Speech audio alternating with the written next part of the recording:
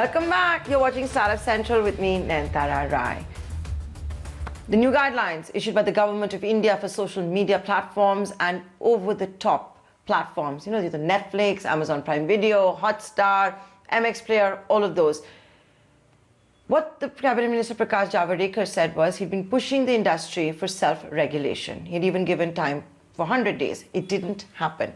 And now a new guideline has been issued by the government where they're talking about pre-certification and also self-regulation.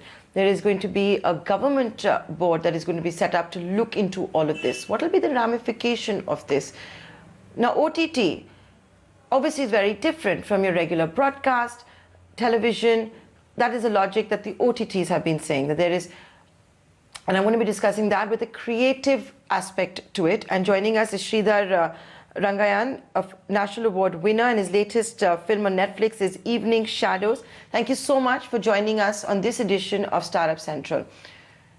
With creativity must also come responsibility. That is the big message that has come in from the government today, that you have to be responsible even when you have freedom. So even if you do have a government committee that is going to look into this, you already have a similar situation for cinemas and for TV serials. How will it change for the OTTs? What will it mean for creativity and the content that is created?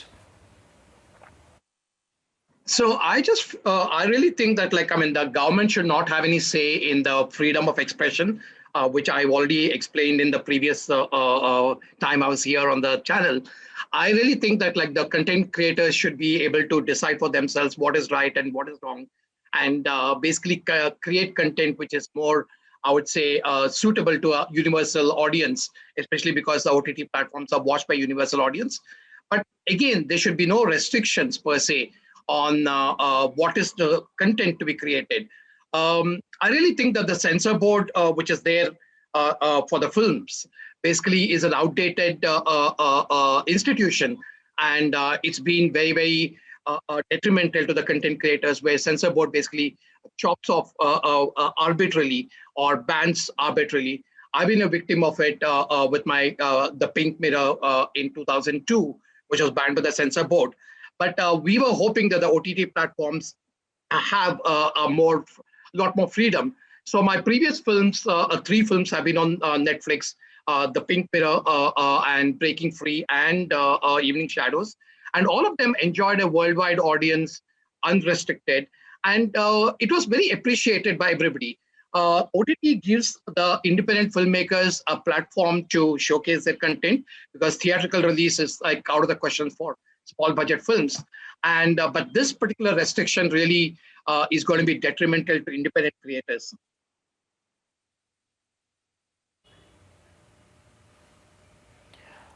The question, though, is while OTTs have been looking for self-regulation, this has now come out in the interim.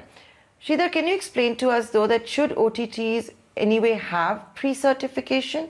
What is your view on that? I really don't think basically a rating system given by a central government, institution, should be the way ahead.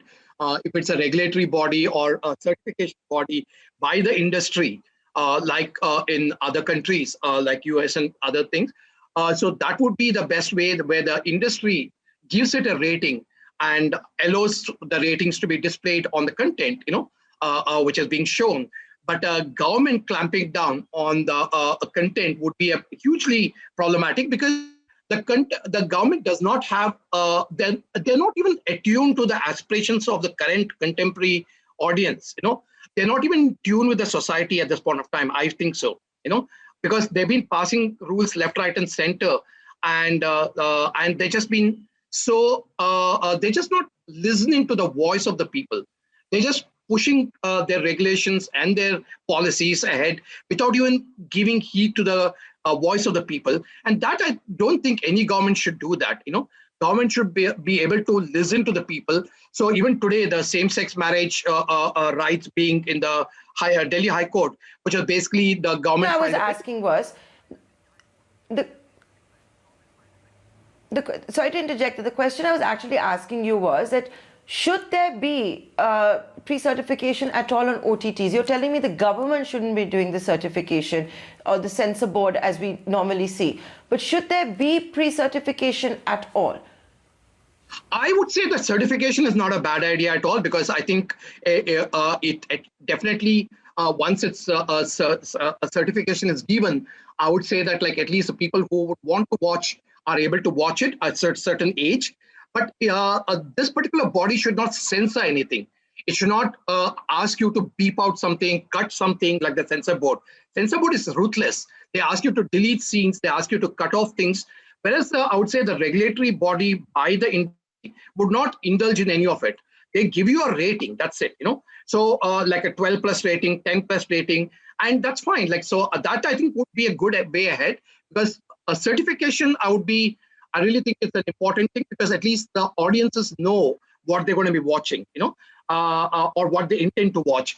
And if it's children, at least like 10 plus, under 10 years old, they can be made avoid to watch a particular program, or 18 plus audiences will be able to see films or programs which are 18 plus. So I would say a certification by the industry would be the best way. But absolutely, the industry should definitely not indulge in chopping or beeping or any of that. I think that's really detrimental to the content.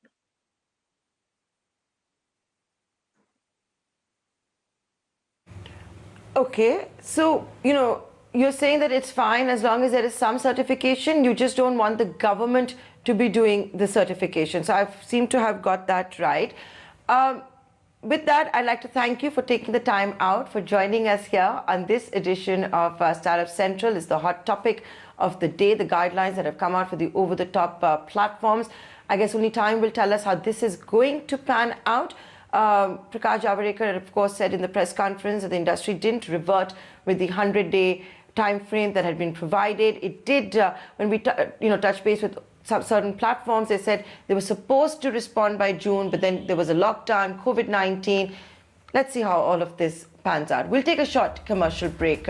On the other side, we're going to get you a very big voice. Is the India boss of Amazon.